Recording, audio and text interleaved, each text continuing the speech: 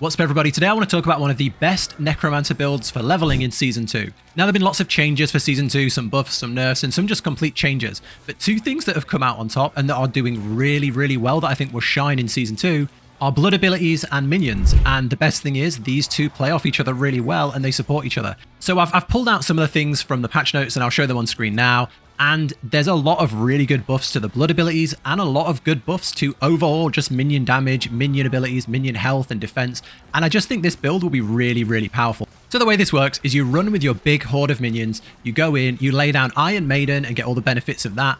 And then you bring everything in with Corpse Tendrils, suck everything in together, and then you just go wild with Blood Surge, and we have an aspect that lets Blood Surge trigger a second time. This is just huge damage, and we have certain things that bring our essence back, and if you ever find yourself out of essence, you just reap to get it back. And while you're doing that, you have a full army of minions attacking the enemy. This is a really fun build. I think you'll level super fast with this. There's some really exciting vampire abilities that go really well with this build, really well with minion builds. So let's get straight into it. Okay, so let's start off with the aspects. So I want to start with the codex aspects, because this is a leveling build. You know, if you use it 1 to 50 or 1 to 70, this is a leveling build. So this is going to be mostly things that you can just go to a dungeon, get an imprint straight on a weapon, rather than trying to target farm for a legendary for ages. Let's start with codex ones. The aspect of the grasping vines, again in the codex, this gives you increased crit chance and increased crit damage every time you use corpse tendrils. As we used in Blood Surge, we're going to be using a big cone burst from our character that doubles. So I would go with something like this because it brings enemies in, gives you increased crit, and helps you really burn down big packs of mobs really fast.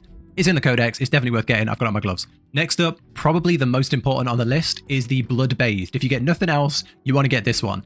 This, Blood Surge's Nova echoes again after a short delay, dealing less damage. So you do Blood Nova, you do Blood Surge, and then just after, it will recast. So the beauty of this is if you put it on a weapon, that damage comes down. I think it starts at 60% damage reduction, but on a weapon, it goes down all the way to 25%. So you almost get 2 full Blood Surges for the price of 1. And that's our main damage dealer, so it's huge. I'd definitely go to a dungeon, get this aspect, and put it on your 200 weapon. That'd be my advice. You could also put it on your amulet if you want to put something else here. You want to, do your own thing a little bit. You could also put it on the amulet and still get a pretty good reduction. Okay, the next one you want to be looking for is the aspect of Potent Blood. So while at full life, Blood Orbs grant Essence. Now, Essence is your main form of damage because it's going into your Blood Surge. This is, you're going to be funneling all your Essence into Blood Surge for big damage. So the more you can get, the better. And with our Blood abilities, we'll get more Blood Orbs. So this works really well, again, in the Codex, so it's quite easy to get.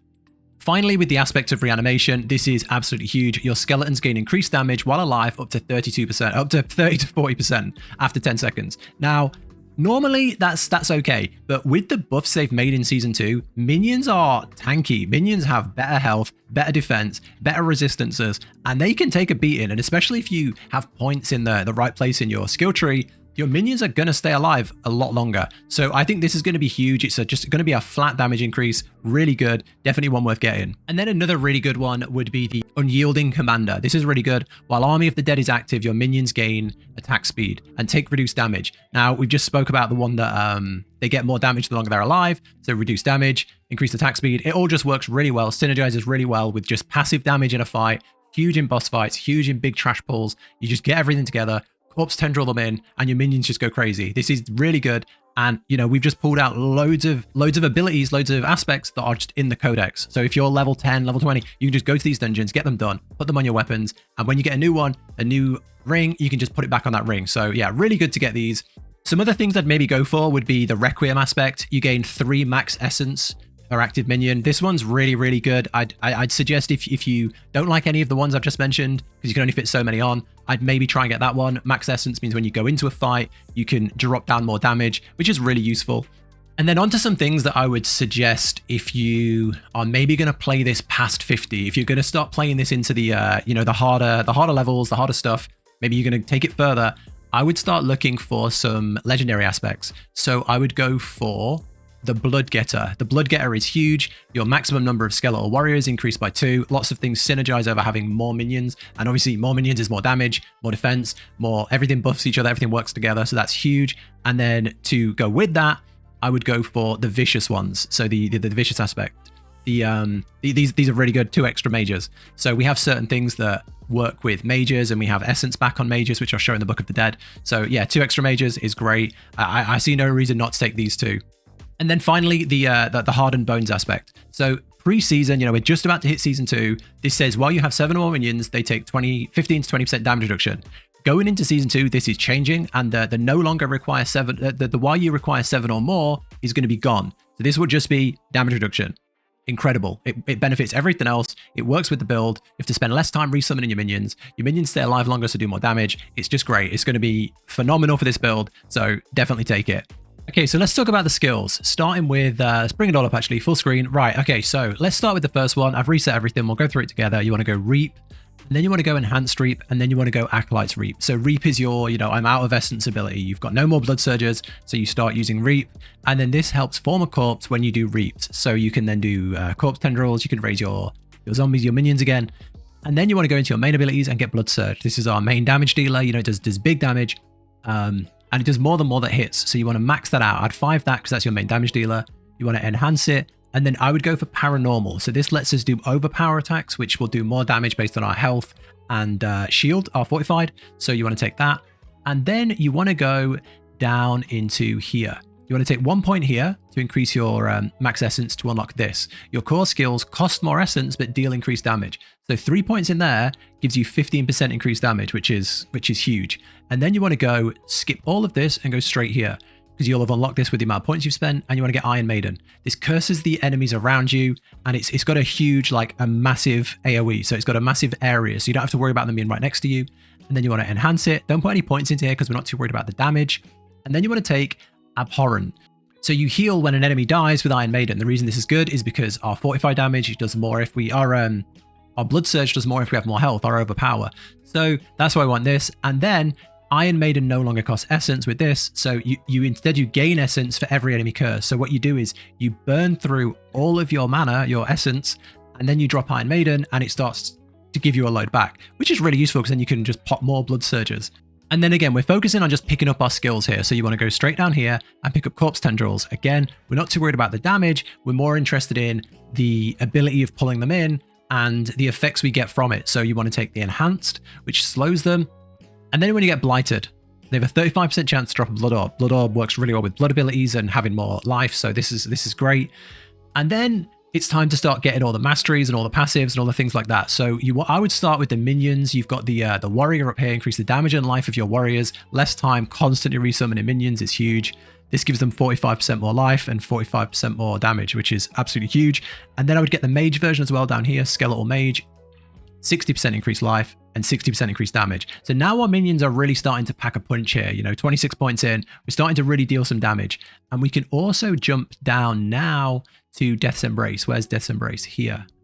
Close enemies take 2% more damage and deal 3% less to you. This is going to keep you alive, and you're going to be up close doing Reap and up close you're going to get them all together, and you're going to be in the thick of it when you're using Blood Surge. So that's really good. And then we should unlock our special. Here we go, our ultimate. And I would take Army of the Dead. Maybe you take Bloodwave here if you like it. I like Army of the Dead. I think it's great on a minion build. It makes you feel like a real Necromancer. So I would take that. Honestly, do you need to take any extras? I don't think so. You can, but you're not doing corpse explosions, so you don't really need the extra corpses. And then with the amount of defensives that we've got and the changes they're making in Season 2, I really don't think you'll need that either. I don't think you'll need to resummon your skeletal warriors and mages that much, unless you're pushing really high nightmare. There's a leveling build. So I honestly wouldn't put any more points in that. And then it's time to power up our blood. So we've got this big section here, and I just go to town here. I'd put 1 point here. And then because we're leveling, we don't really need to max this. I just fill these 3, 3, 3. This all just gives blood damage, overpower damage, bonuses doubled while healthy, things like that. Blood skill deal increased damage. So the aim of this is to have high health, keep high health, and do high damage. And this just helps us with that in the long run. Okay, now we're 40 points in. It's time to get our key passive. So down here, this is a hard choice. This is a coin flip. This is what your preference is. So Rathman's Vigor increases your maximum life by 10% after being healthy for 12 seconds. Your next blood skill overpowers. Overpower is big damage. It double casts. It's huge. This is your big damage dealer. I would take this. However, if you're finding the minions more enjoyable and this is a really fun spell, I would go for passive. I'd go for Kalanza Edict. After you've not taken damage in the last 2 seconds, your minion gain 15% attack speed. While you have at least 7 minions, the bonus is doubled. Especially if you're going for the +2 warriors, +2 mages, this is huge. This is one of my favorite passives in the whole Necromancer tree. I think it's amazing.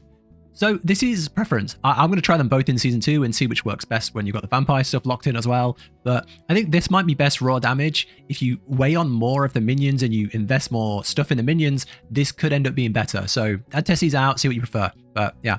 Next up, we need to power up those minions, don't we? So I would take, after you've been healthy for at least 4 seconds, you and your minions gain 4% attack speed. We're going to be very healthy because this is a blood build. Then you want to take your minions, cannot lose more than 70%, 30% of their max life from a single damage instance. And then your minions deal 10% increased damage or close to them, max that 30%. That's the big one. I don't think this is as worth it personally because they're not going to be dying as much. Then you want to start picking up all of the other passives that we've missed out on. So if you head all the way back up, you want to go here and you want to get increased damage and life of your skeletal mages by 20%. Huge. And then there's a warrior one, which you've already got. Increase the life of your warriors. Now with the 3 final points, I'd say we're at a bit of a you know, the end of my certainty. I'm torn between 2 things here. So this would be where I would say to go originally. 4% increased damage to distant enemies. This is great. You max it as 12%.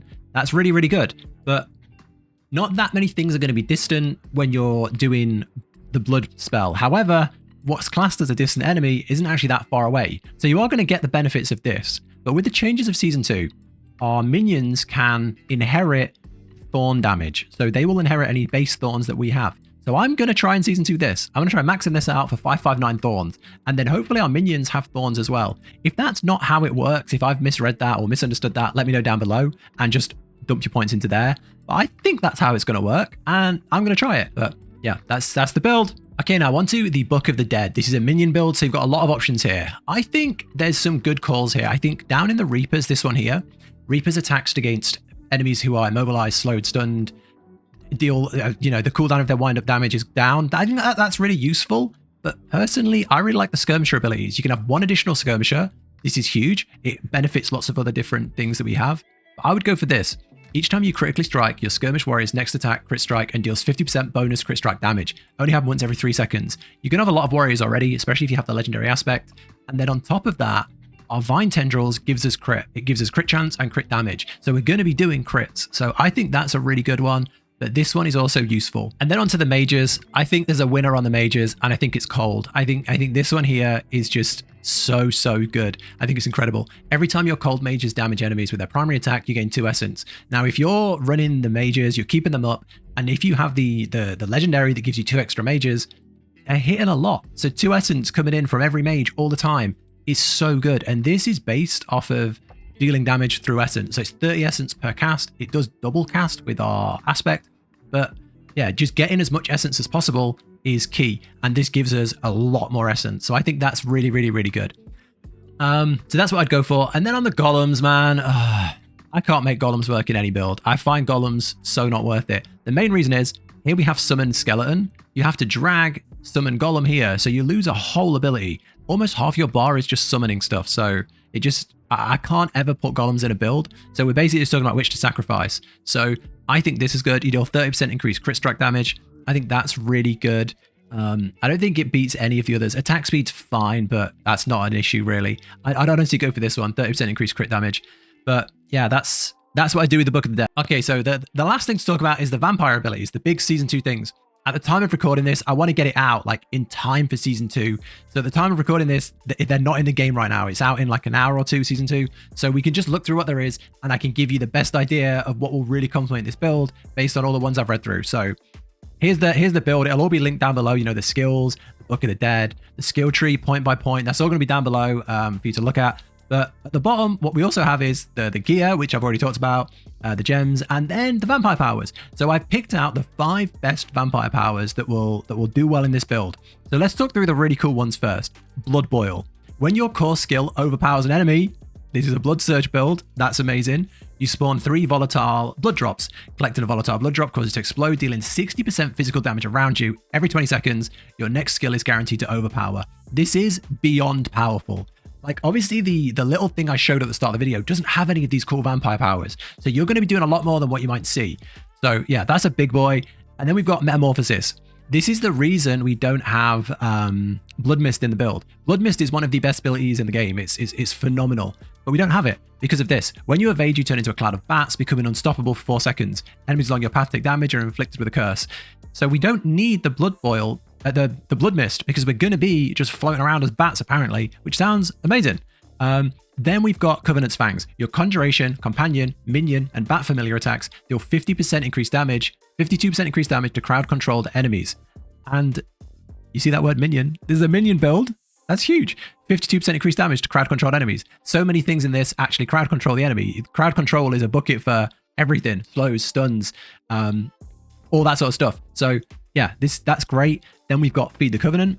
This is a lucky hit one, but it's minions have up to a 60% chance to restore 10 primary resource and increase your damage by 10% for 4 seconds. That's huge. We're not playing hard on lucky hit, but it's good to have. And then Domination. You deal 24% increased damage to enemies who are stunned, immobilized, feared, or frozen. And if they're not injured or elite, they're instantly killed. That's pretty cool. So yeah, that's the vampire powers, which I think are really, really cool. Again, not fully tested them in depth, but based on what there is, they look like the coolest ones and the ones that work well with a blood minion build. But yeah, that's the video. All this will be linked down below. Yeah, I hope it helps. I hope this is good. I mean, this already works. I've gone on to season 1 and I've took out the stones, the things in your rings that make you really powerful, like the barber and stuff. I've took them all off and built this build, and it works. It's fun. It's powerful. You level fast with it. It's really, really good. And then we're going to have these vampire powers, and we're going to have all the buffs come into the minions and the blood powers. So I think this is going to be so good. I want to keep playing this, and I want to make a 50 plus, like an end game build to show you like how much damage this puts out, because I think it's going to be great. But yeah, just for leveling, this is going to be so fun. So yeah, if you're just watching this on day 1 of season 2, good luck. If you're watching it later down the line, let me know. Did it work? I think it will. I think it's going to be fun. Maybe it will not be the best. I do think summoner builds generally aren't as good as non-summoner builds, which sucks. But I think this is going to be one of the best summoner builds. I really do. I think it's going to be great. So that's the video. Subscribe for more. I'm going to be making a lot of builds. I love Diablo. I'm going to be all over season 2. So subscribe for more of these videos. Take care. Let me know what you think in the comments, and I'll catch you in the next one.